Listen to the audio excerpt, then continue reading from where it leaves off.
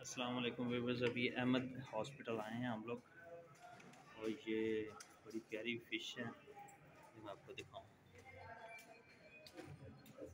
ये देखिए, ये गन साफ़ करने वाली फ़िश।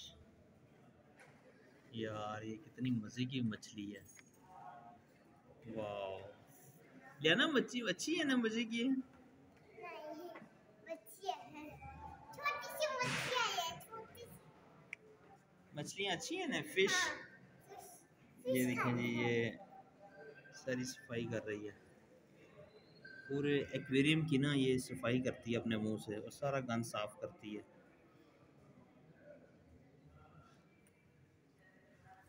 ये देखे, बहुत ही ये ज़बरदस्त।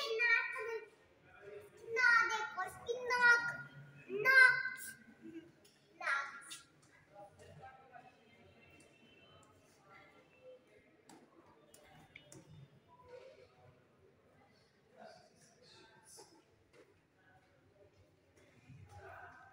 बहुत ही प्यारा एक्वेरियम है। एक्वेरियम, ये देखिए कितनी बड़ी मछली है इसके अंदर रह रही है।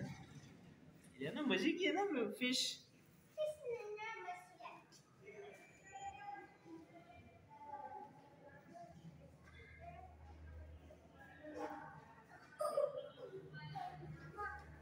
हमने भी लेना एक्वेरियम, देखें अब कब लेंगे। ये देखें, ये गन साफ कारकुर के साइड पे लेट गई है मछली।